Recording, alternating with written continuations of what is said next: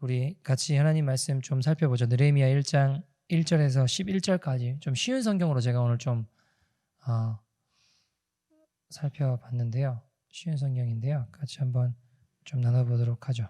한 절씩 교독하도록 하겠습니다. 다음은 히가랴의 아들 느헤미야의 말입니다.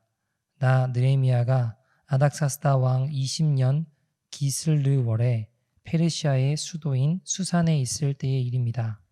나의 형제인 하나니가 다른 사람들과 함께 유다에서 왔습니다. 나는 그들에게 포로로 끌려오지 않고 남아있는 유다 사람들이 잘 있는지 그리고 예루살렘은 어떠한지 물었습니다. 그들이 대답했습니다. 포로로 끌려오지 않고 유다 지방에 남아있는 사람들은 많은 고생을 하고 있으며 멸시당하고 있습니다. 예루살렘 성벽은 무너졌고 그 성문들은 불타버렸습니다. 나는 그 말을 듣고 자리에 주저앉아 여러 날 동안 울었습니다. 슬퍼서 음식도 먹지 않았습니다. 그리고 하늘의 하나님께 기도드렸습니다. 나는 이렇게 기도했습니다. 하늘의 하나님이신 여호와여, 여호와는 위대하고 두려운 하나님이시며 주를 사랑하고 주의 계명을 지키는 사람들에게 사랑의 언약을 지키신 하나님이십니다. 주의 종이 이스라엘을 위해 밤낮으로 드리는 기도를 꼭 들어주십시오. 저희 이스라엘 백성이 주께 지은 죄를 제가 고백합니다. 제 아비의 집과 저 역시 주께 죄를 지었습니다. 저희가 주께 큰 잘못을 저질렀습니다. 주께서 주의 종 모세에게 주신 계명과 규례와 율법을 저희가 지키지 않았습니다. 주의 종 모세에게 말씀하신 것을 기억해 주십시오. 주님께서 이렇게 하셨습니다. 만약 너희가 죄를 짓는다면 내가 너희를 나라들 가운데 흩어놓겠다. 그러나 나에게 돌아와 내 명령을 따르고 지키면 흩어진 백성이 땅 끝에 있더라도 내가 그들을 모을 것이다. 그리고 그들을 나의 이름을 두려고 택한 곳으로 데려올 것이다. 주께서는 그들을 크신 능력과 큰 힘으로 구원하셨습니다. 같이 읽을까요? 주여, 주의 종인 제 기도를 꼭 들어주십시오. 그리고 주의 이름을 섬기려는 주의 종들이 드리는 기도를 들어주십시오. 이제 주의 종인 제가 하는 일이 잘 되게 해주십시오. 페르시아의 왕이 저를 돕게 해주십시오. 그때 나는 왕에게 술을 따라 올리던 사람이었습니다. 아멘. 하나님의 말씀입니다.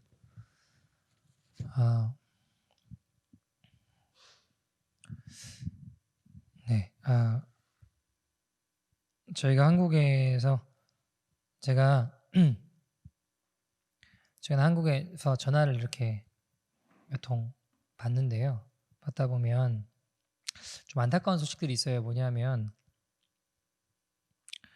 저는 뭐 다른 거는 크게 마음이 동하지 않는데 어떤 게 제가 좀 마음이 힘들고 안타깝냐면 예배가 예전 같지 않다라는 이야기들을 많이 들어요. 한국에 이제 예배가 많이 재개되고 많이 예배드리고 하잖아요. 근데 예전에 이게 무슨 이야기냐면 예전에 성령님이 강력하게 함께 하셨던 그런 은혜들이 별로 없다라는 거예요.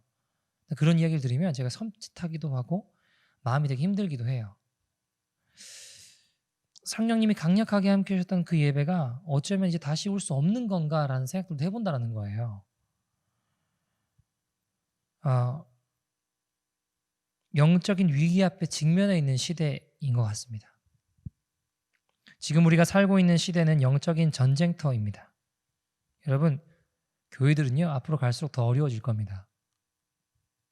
성령님을 의지하고 그분의 은혜 앞에 목숨을 걸기보다 인본주의를 바탕으로 하나님의 말씀보다 합리적이라고 생각이 드는 이런 AI를 더 신뢰하는 시대가 될 겁니다. 예배의 위기가 올 거예요. 여러분, 좁은 길은 갈수록 더 좁아질 것입니다. 제가 기도하는 거는요, 교회가 커지는 게 아니에요. 100명, 1000명, 10,000명 되는 게 아니라 주님 10명만 남더라도 20명만 남더라도 성령님이 강력하게 함께 해주시는 그 교회가 되게 해주십시오. 그래서 제가 간절히 기도하는 거예요. 여러분, 10,000명 되는 교회 대본단들 성령님의 운행하심을 느낄 수 없는 죽어버린 교회가 되면 무슨 소용이 있겠나요? 그러나 소수의 인원만 남더라도 정말 성령님께서 마음껏 역사하실 수 있는 교회가 되게 해주십시오. 그게 저의 간절한 소망입니다. 여러분 그래서 제가 이렇게 기도를 하면서 떠오른 인물이 이게 느헤미야였어요. 아주 좀 저도 어떤 말씀을 전하면 좋을까 저도 고민하고 기도하고 이렇게 하다가 왜냐하면 느헤미야도 그 영적으로 굉장히 어둡고 위기의 때에 부흥과 회복을 경험하는 그 하나님의 은혜를 경험하는 사람이었거든요. 그래서 이 느헤미야의 모습을 보면서 우리가 직면해 있는 시대적 위기 앞에 귀한 나침판이 되는 저와 여러분 되기를 간절히 소원합니다. 여러분 느헤미야서는요 하나니의 소식으로 시작됩니다. 하나님 말고 하나니라는 느헤미야 친척이 있어요. 2절 3절 본문 2절 3절입니다. 같이 한번 읽어볼까요? 2절 3절 같이 한번 읽어보죠. 시작. 나의 형제인 하나니가 다른 사람들과 함께 유다에서 왔습니다. 나는 그들에게 포로로 끌려오지 않고 남아있는 유다 사람들이 잘 있는지 그리고 예루살렘은 어떠한지 물었습니다. 그들이 대답했습니다. 포로로 끌려오지 않고 유다 지방에 남아있는 사람들은 많은 고생을 하고 있으며 멸시당하고 있습니다. 예루살렘 성벽은 무너졌고 그 성문들은 불타버렸습니다. 무슨 이야기인가요? 하나니가 이제 예루살렘으로 갔다가 소식을 전하려고 왔어요. 유다로부터. 어떤 이야기인가요? 하나니가 그 이야기들을 놓고 이제 이야기를 하면서 너 예루살렘 다녔다며 무슨 일 있었냐? 그러니까 하나니가 좋은 소식을 전해주지 못하는 거예요. 지금 어떤 이야기를 하고 있나요? 큰 환난을 당했습니다. 남은 자들은 능욕을 당했고 예루살렘 성은 무너졌고 성문 다 불타버렸습니다. 막 이런 소식들을 이야기하는 거죠. 이게 왜 충격적인 소식인가요? 여러분 예루살렘이 어떤 곳인가요? 예배의 중심지잖아요. 예배의 중심지. 여러분 예배의 중심지인 그곳 이스라엘에게는 신앙의 고향과 같은 곳 아닌가요? 근데 그 기대감이 막 무너져 버리는 거죠. 그곳을 재건하러 에스라가 갔는데 에스라가 갔기 때문에 어느 정도 재건되었으리라는 기대감이 있었어요. 여러분 에스라가 2차 포로 기한으로 예루살렘 재건을 서둘렀습니다. 근데 이제 거기에 방해하는 세력도 있었죠. 뭐 르훔과 심세라는 사람들. 이런 사람들이 아닥사스다 왕에게 상소를 올렸습니다. 에스라가 이끄는 무리가 왕에게 반란을 일으키려고 한다고. 그 거짓이죠. 그래서 이 재건의 사명이 주변의 방해로 중단된 상황입니다. 성 안에 있는 물건들까지도 파괴된 상황입니다. 여러분, 우리 주변에도요, 지금 우리가 인생을 살면서 주위에 무너져 있는 도성이 얼마나 많습니까? 여러분, 캐나다란 나라도 가만히 생각해 보면 미국도 캐나다도 마찬가지로 기독교 국가로 출발한 나라들이잖아요. 여러분, 기독교 국가로 출발한 이 나라가 어떻게 동성애로, 낙태로, 마약으로 얼룩져 있게 되었습니까? 제가 코로나 터지고 감사한 거를 찾다가 보니까 하나가 어떤 게 있냐면 그 중에 하나가 여러 가지 또 어려움도 있지만 이번에 지금 6월인데 동성애 축제하고 퍼레이드하고 이런 게 다 취소된 거예요. 근데 여러분 그 친구를 퍼레이드 할 때가 보면 하나님 두려워하지 않아요. 하나님 조롱합니다. 하나님 창조 질서 정면을 대적하면서도 전혀 두려워하지 않아요.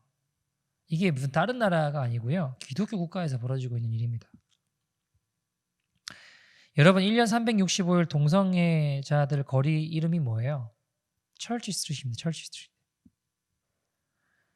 여러분 무슬림이 업무 시간에 기도하면은 기도하는데 그거 하지 말라 그러면 어떻게 되나요? 난리 나요. 무조건 해야 돼요. 업무 시간인데도 그 시간에 기도해야 돼요. 기독교인들이 업무 시간에 기도한다고 하면 어떻게 될까요? 잘려요.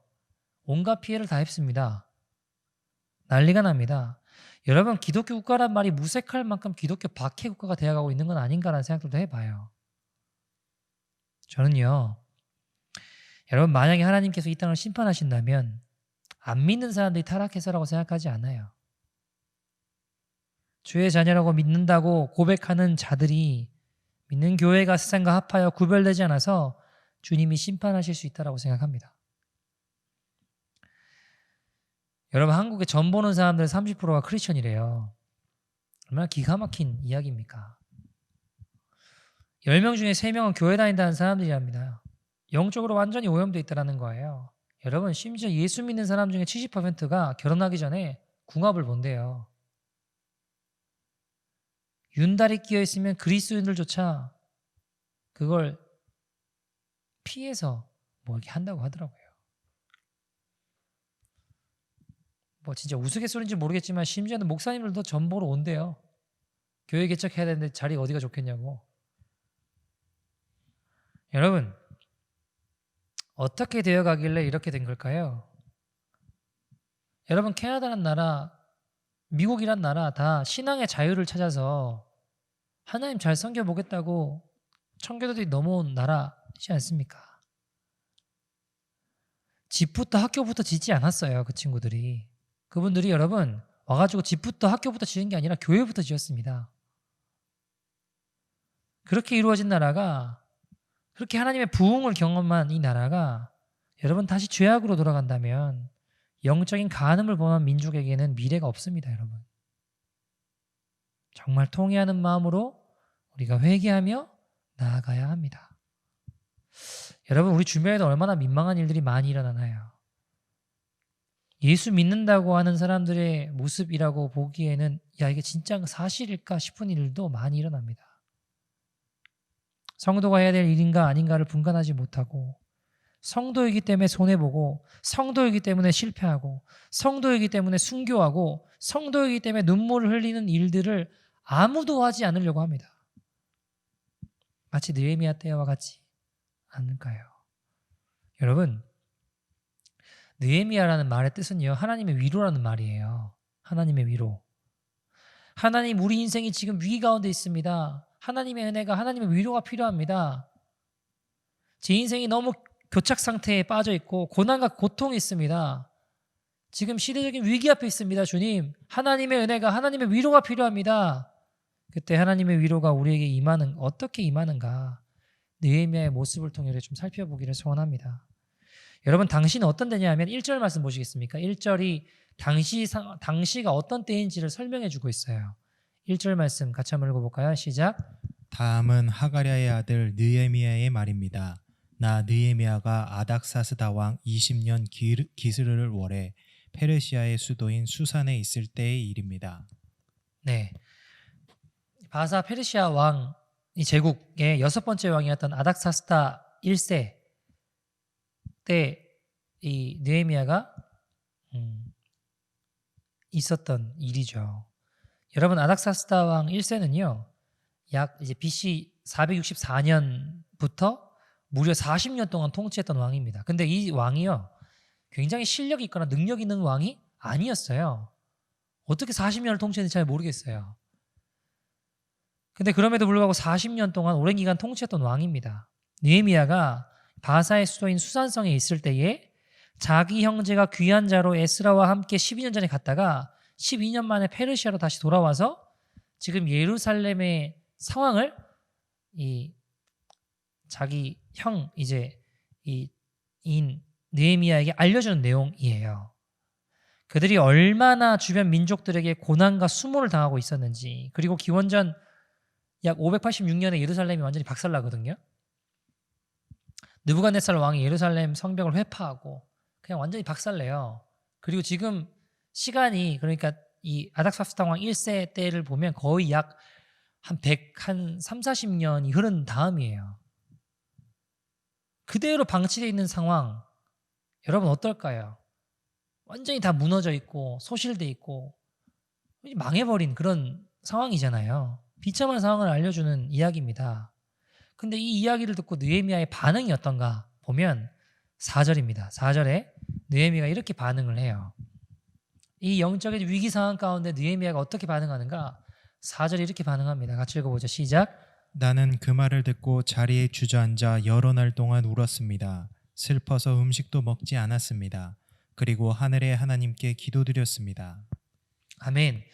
느헤미야가 이 말을 듣고 주저앉아서 막 울고 금식하고 기도하고 막 난리가 났어요. 근데 여러분, 이게 얼마 동안 했는지 아세요? 느헤미야 기도를 얼마 동안 했을까요? 그 단서가 있는데 약 4개월 정도 했어요. 4개월 정도. 여러분 1장 1절에 보면 그때가 언제라고 하냐면 기스루월이라고 이야기를 하죠. 이게 11월 중순 정도 되거든요. 그리고 이 느헤미야가 왕 앞에 나갈 때까지 2장 2절에 보면 왕한테 보고한 게 니산월이라고 이야기를 해요. 니산월은 3월 중순입니다. 그러니까 느헤미야가 왕 앞에 나갈 때까지 약 4개월 동안 울며 불며 기도하고 하나님 앞에 기도했다라고 한다는 걸 우리가 추측해 볼 수 있어요. 여러분, 그러면 4개월 정도, 약 120일 정도 그가 어떤 기도를 했을까요? 기도한 내용이 뭘까요? 그게 이제 4절부터 시작해서 5절, 6절, 7절 이렇게 쭉 나오는 내용이에요. 4, 5, 6절 한번 읽어볼까요? 4절, 5절, 5, 6절, 5, 6, 7절 한번 보죠. 7절, 8절 쭉 나가지만 5절, 6절, 7절 한번 읽어보죠. 같이 한번 읽어보겠습니다. 시작. 나는 이렇게 기도했습니다. 하늘의 하나님이신 여호와여, 여호와는 위대하고 두려운 하나님이시며 주를 사랑하고 주의 계명을 지키는 사람들에게 사랑의 언약을 지키시는 하나님이십니다. 주의 종이 이스라엘을 위해 밤낮으로 드리는 기도를 꼭 들어주십시오. 저희 이스라엘 백성이 주께 지은 죄를 제가 고백합니다. 제 아비의 집과 저 역시 주께 죄를 지었습니다. 저희가 주께 큰 잘못을 저질렀습니다. 주께서 주의 종 모세에게 주신 계명과 규례와 율법을 저희가 지키지 않았습니다. 여러분, 지금 느헤미야는 나라와 민족의 위기 가운데, 영적인 이 어려움 가운데 그 상황을 돌파하기 위해서 하나님께 기도를 하는데요. 너무 이상하고 놀라운 게 뭐냐면 여러분 생각해 보세요. 포로로 끌려온 지 약 한 40년 지났어요, 지금.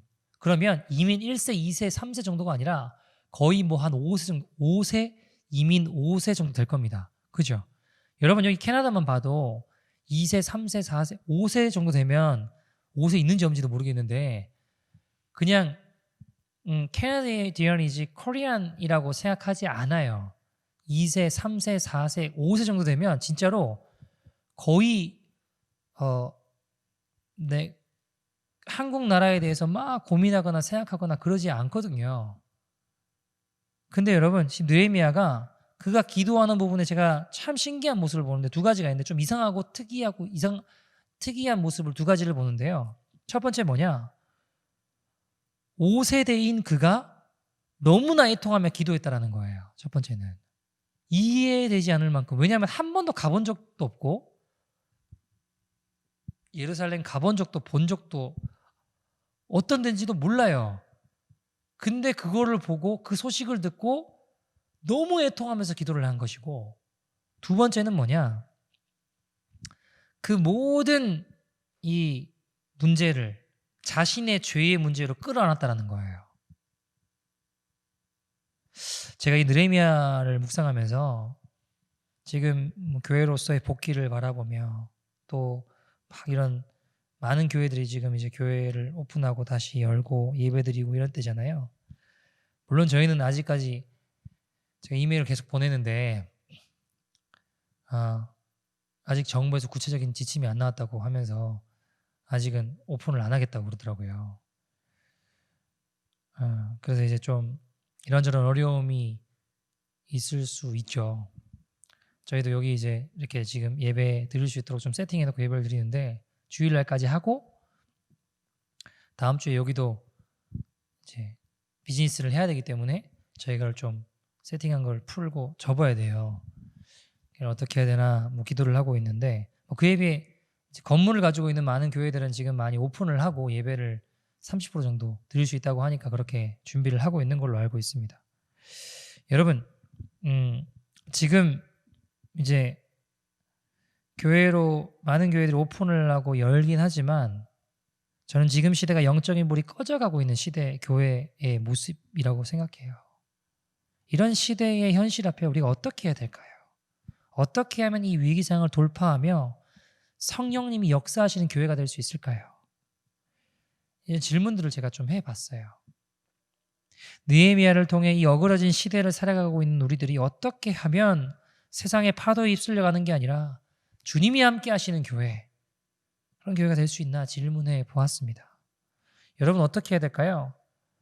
여러분 굉장히 단순합니다. 느헤미야의 모습을 통해 우리가 깨달을 수 있는 게 뭐예요? 회개하고 기도하는 거예요. 여러분, 기도하는 게 개혁의 시작입니다. 하나님의 소식을 들은 느헤미야가 어떻게 반응했나요? 아까 4절 읽어봤는데 4절에 어떻게 했다고 하죠? 울며 금식하며 기도했다라고 4절에 이야기하고 있어요. 그죠? 여러분, 느헤미야는 울었습니다. 찢어지는 마음으로 부둥켜 안고 절규했습니다. 여러분, 우리가 지금 다른 게 필요한 게 아니라 우리 그리스도인들이 지금 해야 될 일이 뭘까요?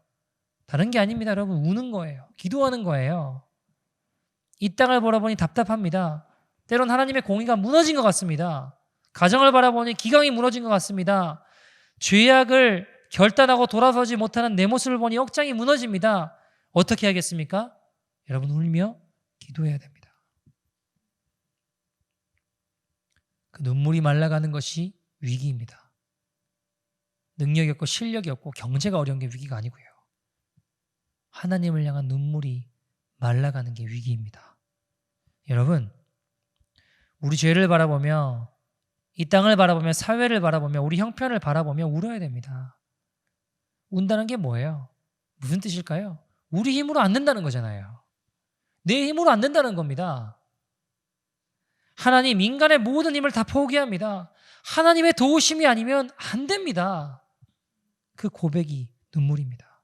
여러분, 저는 단순히 울면 된다, 그 이야기가 아니에요. 여러분, 기도하자는 거예요. 여러분, 우는 거는요, 사회운동하는 사람들도 열심히 웁니다. 여러분, 정신대 끌려갔던 할머니들 이야기 듣고 안 우는 사람 누가 있습니까?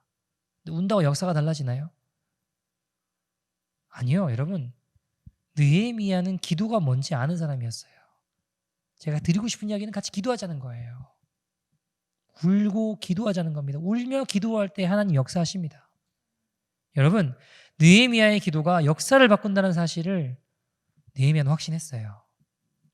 기억합시다. 예루살렘 성벽을 재건하는 대역사가 느헤미야 한 사람의 기도로부터 시작됐습니다. 기도가 중요해요. 한 사람이 입을 열어 기도하기 시작하면 하나님의 놀라운 일들이 거기서부터 벌어지기 시작합니다. 여러분, 우리가 절망할 필요 없어요. 왜요? 기도하면 되잖아요. 우리가 기도할 때 무너졌던 성벽이 재건되는 역사가 일어날 것입니다. 현실의 상황이 어떻든 우리가 신뢰하는 게요, 상황이나 현실이 아니라요, 하나님 말씀이잖아요. 그럼 하나님 말씀 붙잡고 기도하는 거예요. 왜요? 우리 믿음의 결론이, 우리 인생의 결론이 상황이나 현실이 아니라 하나님 말씀이기 때문에 그 말씀 붙잡고 기도할 때 주님 일하십니다. 여러분, 믿는 우리가 주변에 무너져가는 것을 놓고 기도해야 됩니다. 기도하면 회복됩니다. 기도하면 무너졌던 것들이 수축이 됩니다. 기도하면 사단의 세력을 쫓아낼 수 있는 능력이 우리에게 임합니다. 여러분, 느헤미야가 11절에 보면 술관원이었다고 이야기하잖아요. 단순히 이 왕한테 술 따라주는 인물이 아니라요, 당시의 술관원은 왕이 가장 신뢰하는 사람 중에 한 사람이에요. 왜요? 왕의 음식을 먼저 맛보는 사람이라고요. 당시에 암살하고 왕의 음식에 독을 타고 이런 사람들 있잖아요. 그걸 음식을 먼저 맛보고, 그래서 그 다음에 괜찮으면 왕에게 올라가는 거예요. 그러니까 이 사람만 잘못되면 왕도 같이 죽을 수 있기 때문에 왕이 굉장히 신뢰하는 사람입니다.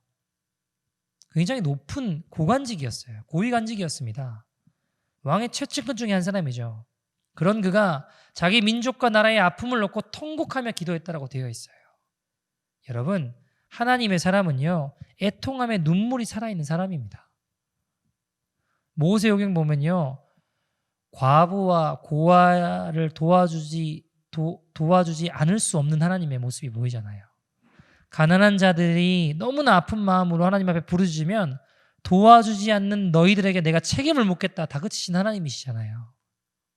정말 이 세상에 안타까운 사람들을 돕기 원하시는 자비로우신 하나님이십니다. 그런데 만약 오늘 우리 마음이 묻어져서 또 물질에 우리 마음이 너무나 치우쳐져 아프고 힘들고 가난한 사람들을 돌보지 않는다면, 그들에 대한 눈물이 우리에게 사라지고 있다면, 시대의 고통과 죄악의 문제에 무너져가는 이 시대의 교회와 이 땅의 현실과 북한의 현실을 놓고 애통하는 마음이 없다면 우리가 어떻게 하나님의 마음을 품은 성도라고 이야기할 수 있겠습니까? 여러분 근데 그거 아세요? 이 땅의 어려움과 고통과 뭐 이런 상황들을 놓고 그런 것들을 보면서 아파하는 마음을 가진 사람들 많이 있어요. 근데 그런 마음 가지면 귀한 거 맞아요.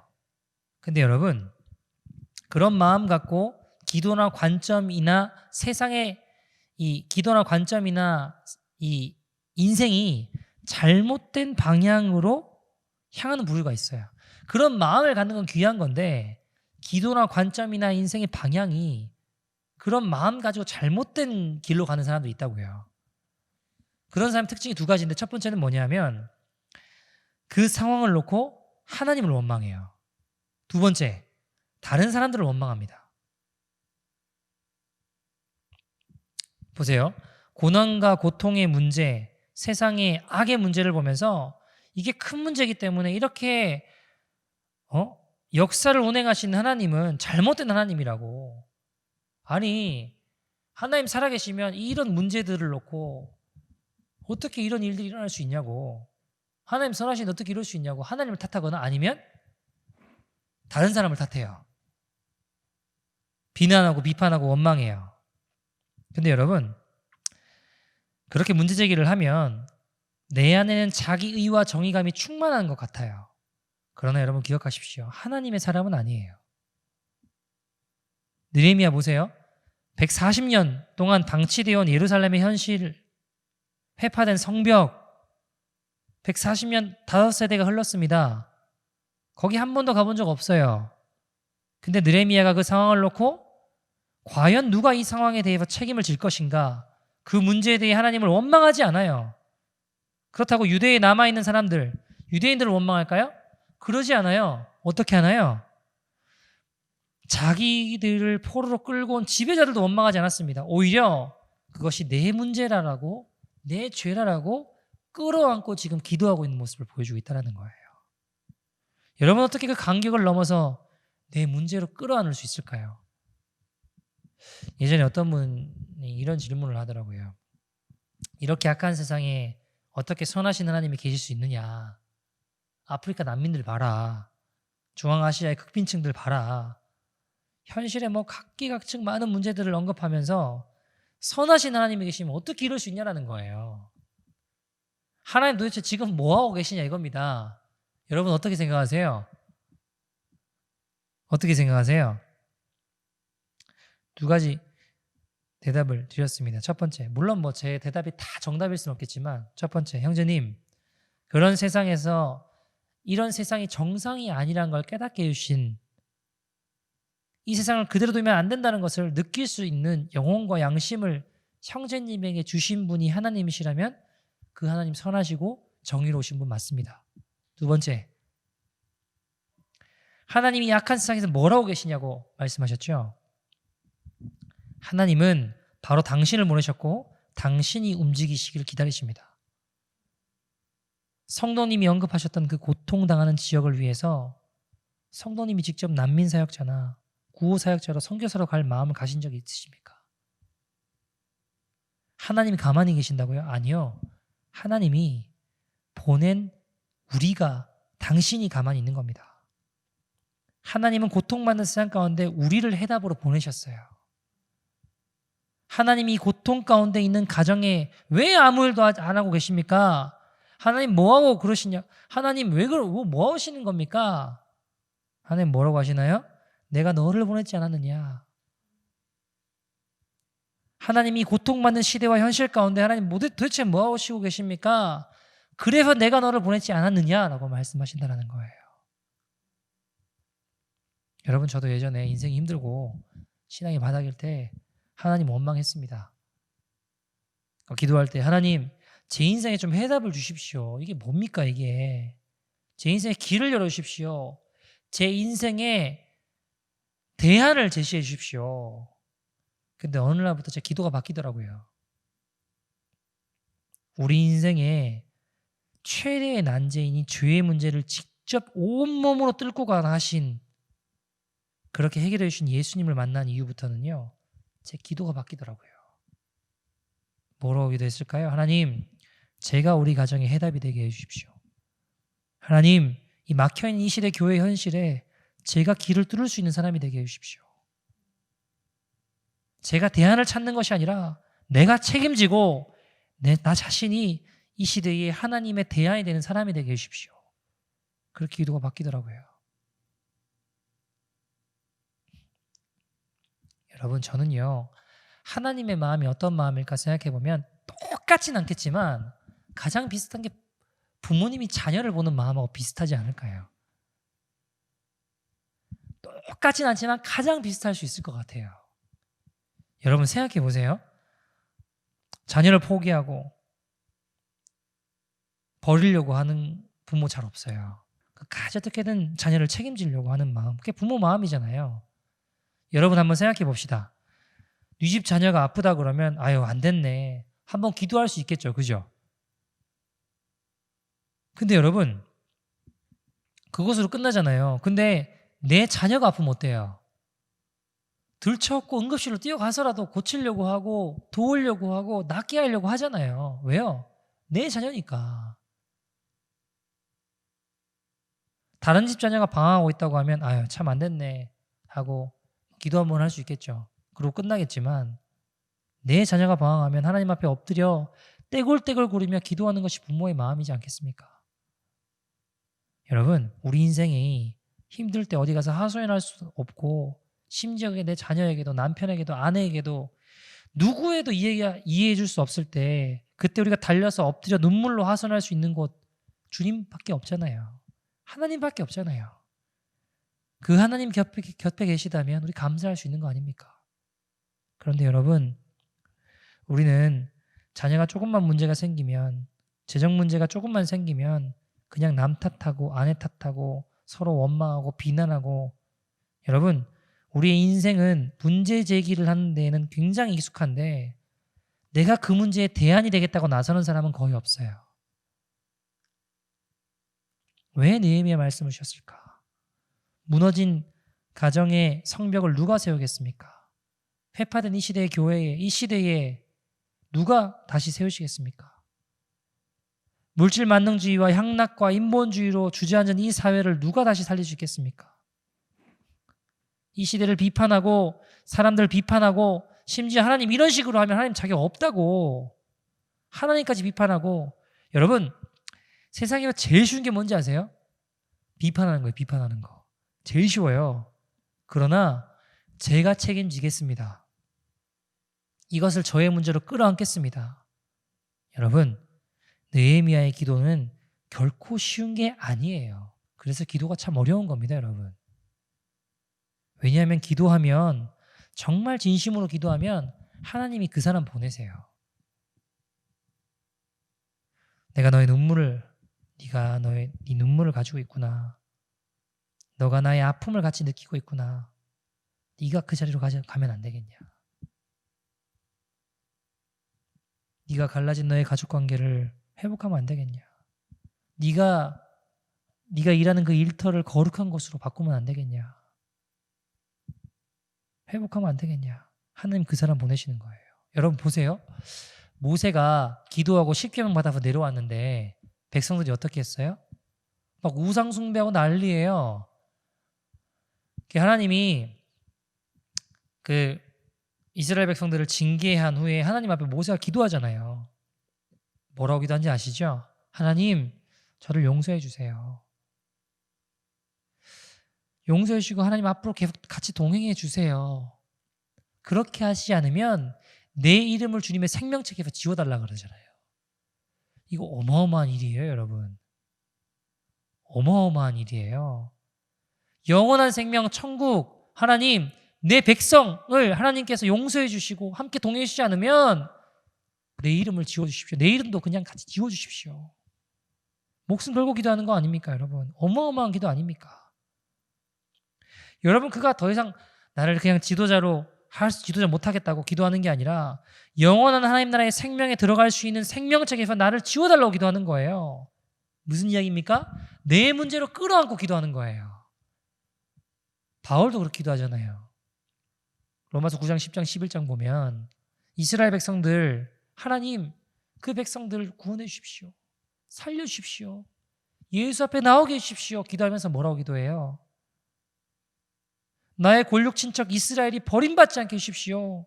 그들이 구원받을 수만 있다면 제가 저주를 받아서 예수님께 끊어지게 해달라고. 끊어질지라도 나는 그것을 원한다고. 여러분, 구약 성경의 거의 절반 가까이를 바울이 썼어요. 제일 많이 강조하는 게 뭔지 아세요? In Christ예요. En Cristo. In Christ. 예수 안에 있는 나 사도 바울. 그게 자신의 전부이고 나의 정체성이고 존재의 이유인 사람이 사도 바울입니다. 근데 그게 끊어질지라고 한다고 할지라도 이스라엘 구원할 수 있으면 그렇게 해달라고 기도하잖아요. 뭐예요? 내 문제로 끌어안고 기도하는 거라고요. 여러분, 이상한 기도 같죠. 제정신이 아닌 것 같죠. 근데 저는 이것이 진정한 중보기도라고 생각합니다. 중보기도는 그 사람 그냥 불쌍히 여기는 정도가 아니라 내가 영적인 책임을 지고 기도하는 거예요. 내가 그 자리에 서서 목숨을 거는 기도하는 거예요.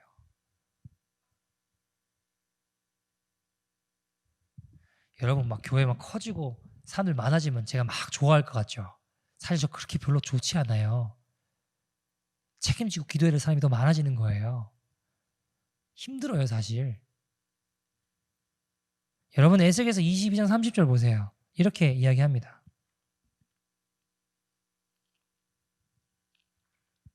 에스겔서 22장 30절 같이 한번 읽어보죠. 시작. 이 땅을 위하여 성을 쌓으며 성 무너진 데를 막아서서 나로 멸하지 못하게 할 사람을 내가 그 가운데서 찾다가 얻지 못한 고로. 아멘. 보세요. 왜 하나님께서 그 시대를 심판하실 수밖에 없는가? 이 무너진 데를 자신의 온몸으로 막겠다는 사람이 아무도 주님 찾으셨는데 또 찾으셨는데 없는 거예요. 내가 책임지겠습니다 하고 하나님이 과연 이 어둡고 악한 세상에 과연 무엇을 하고 계십니까? 내 어려운 인생 가운데 하나님 도대체 무엇을 하고 계십니까? 어려운 이 시대에 하나님 무엇을 하고 계십니까? 무엇을 하고 계신가요? 여러분, 그 질문이 우리 자신에게 돌아오는 거예요. 내가 너를 보냈다라고 얘기하시는 거예요.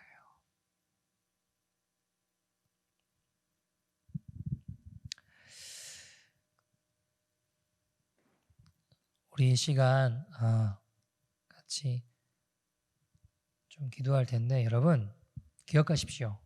느헤미야 한 사람이 기도할 때 하나님이 일하셨습니다. 예레미야 5장 1절 보시겠습니까? 예레미야 5장 1절 같이 한번 읽어볼까요? 시작. 너희는 예루살렘 거리로 빨리 왕래하며 그 넓은 거리에 찾아보고 알라. 너희가 만일 공의를 행하며 진리를 구하는 자를 한 사람이라도 찾으면 내가 이 성을 사하리라. 아멘. 한 명입니다. 한 명. 느헤미야도 한 사람이 기도했을 때 여러분 아닥사스다 왕 일반 기록에 보면요 그렇게 좋은 왕 아니었거든요. 별로 그닥 그렇게 좋은 왕 아니었어요. 실제로 역사에 따르면 굉장히 인색하고 굉장히 권위적인 왕이었어요. 역사가는 왕이 되지 않았으면 좋았을 법한 인물이라고 이야기해요. 근데 그런 인물이요 느헤미야 2장에 보면 느헤미야가 왕 앞에 나가서 근심 어린 얼굴로 하고 나가죠. 이거 죽을 일이에요 여러분. 이놈이 나를 어떻게 하려는 거 아닌가. 당시에 쿠데타들이 많이 있었잖아요. 근데 근심하고 나타나서 당시 연회에는요 뭐 술 먹고 잔치하고 이런 게 아니라 국가의 중요한 대소사를 나누는 자리였다고 합니다. 그럼 그런 자리에 근심 어린 얼굴로 나타나면 저놈 혹시 하고 죽일 수 있잖아요. 근데 하나님이 느헤미야 한 사람이 기도했을 때 그렇게 인색하게 짝이 없었던 왕이 어떻게 하나요? 어떻게 하죠? 모든 것을 지원해 주면서 네 소원이 뭐냐 물어보고 예루살렘 성전이 회파됐습니다. 그 성벽이 재건돼야 됩니다. 모든 걸 지원해 주면서 그것을 재건하게 허락해 주잖아요. 여러분 그 재건 사업을 막았던 왕이 같은 왕이에요. 왕 입장에 자기가 그 무리가 반란 일으키려고 한다고 해가지고 막아놨던 걸 다시 그 말을 취소하고 뒤집어 엎어버리고 다시 모든 걸 지원해서 그걸 지원해주고 일으키게 한다. 회복되게 한다. 여러분, 그것도 굉장히 인색한 왕이, 이건 불가능한 일입니다, 여러분. 근데 여러분 기억하십시오. 어떻게 가능할까요? 하나님의 은혜죠. 그러나 동시에 느헤미야 한 사람의 기도부터 시작됐습니다. 여러분 한 명입니다. 저는 확신합니다. 그런 민족적 위기 앞에 목숨 걸고 죽을 수 있는 용사 한 명만 있어도 이 땅에 주의 성령을 거두지 않으실 것입니다. 민족적으로 어려움을 겪고 있을 때에 그리스도를 위하여 예수 그리스도의 십자가 이름으로 죽기를 다짐하는 순교자들이 많이 나와야 됩니다. 그때 민족이 구원을 얻을 것입니다. 여러분, 눈보라가 치고 비바람이 분다고 해서 태양이 없는 게 아니잖아요. 가리고 있을 뿐이지. 그 뒤에 있잖아요. 다만 캄캄한 먹구름이 태양 가리고 있을 뿐인 거 아닙니까? 그 먹구름이 사라지면 찬란한 태양이 우리에게 비치는 겁니다. 여러분, 그 먹구름이 사라지게 하는 능력이 무엇입니까? 우리의 기도입니다. 회개입니다. 여러분, 너무나 많은 죄악들이 먹구름처럼 이렇게 우리를 가리고 있으십니까? 그래서 하나님의 빛이 우리에게 임하지 못하고 있습니까? 여러분, 우리가 회개하면 됩니다. 우리가 이 죄악을 나의 죄로 여기고 끌어안고 기도하면 돼요. 그럼 모든 먹구름이 사라지는 그 회개를 통해 영혼의 햇빛 대신 예수님의 빛을 강하게 받는 인생이 될 것입니다. 그럴 때 악한 자 마귀는 조금도 틈타지 못하게 될 것입니다. 여러분, 마귀를 떨게 만들고 지옥의 대문을 뒤흔드는 능력의 교회, 그 능력의 인생 되기를 간절히 소원합니다. 자, 우리 같이 좀 기도할 텐데, 여러분, 하나님의 위로는 어디서부터 올까요? 내 인생에, 내 가정에 하나님의 위로가 어디서부터 올까요? 하늘에서 그냥 입 벌리고 있다고 떨어지는 게 아닙니다. 내 자신이 느헤미야가 되어야 됩니다. 느헤미야라는 이름 자체가 하나님의 위로죠. 여러분이 서 있는 그곳이 하나님의 위로가 임하는 자리가 되기를 축복합니다. 여러분, 무너진 성벽 누가 재건하시겠습니까? 내가 해야 됩니다. 내가 그 한 사람의 그루터기가 되어야 됩니다. 무너졌던 성벽들을 회복하는 일을 내 옆에 있는 사람이 할 일도, 저 멀린 사람이 할 일도 아니에요. 나부터 시작하는 거예요. 자, 우리 기도할 때, 하나님, 난 하나님 앞에 애통하며 눈물을 혹시 잃어버리진 않으셨습니까? 계속해서 뉴스를 보고 시대를 보고 사회를 보면서 비판적 사고는 늘어가지만 눈물로 애통하며 기도하는 부르심은 사라지고 있지는 않으십니까? 하나님 앞에 대안을 구하지만 내가 하나님의 대안이 되겠다는 헌신은 자꾸 사라지고 계시진 않으십니까? 느헤미야의 기도가 나의 기도가 되게 하여 주시고 느헤미야의 헌신이 나의 헌신이 되게 하여 주시옵소서. 내가 서 있는 곳에 가정이 치유되고 일터가 회복되고 시대가 살아나고 열방이 구원받는 역사가 나타나게 하여 주시옵소서.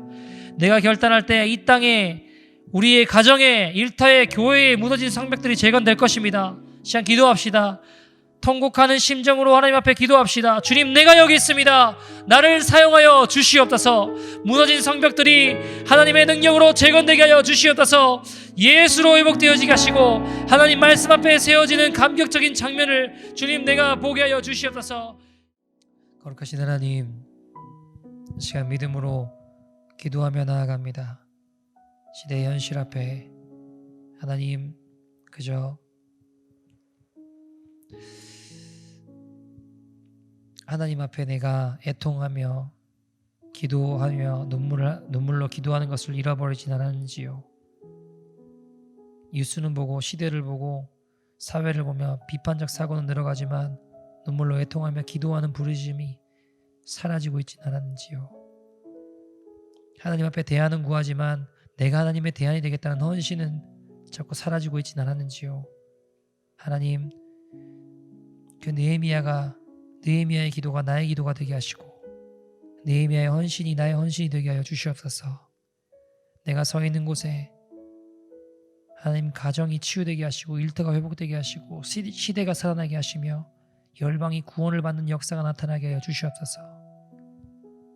하나님의 일하심을 찬양합니다. 주님 오셔서 말씀하여 주시고 너무 많은 죄악의 먹구름으로 말미암아 내 앞을 가로막는 것 같지만 우리가 회개하며 기도할 때에 모든 먹구름이 다 사라지게 하여 주시고 영혼의 햇빛 대신 예수님의 빛을 강하게 받는 인생이 되게 하여 주시옵소서. 그럴 때 주님, 악한 자 마귀는 조금도 틈타지 못하게 될 것입니다.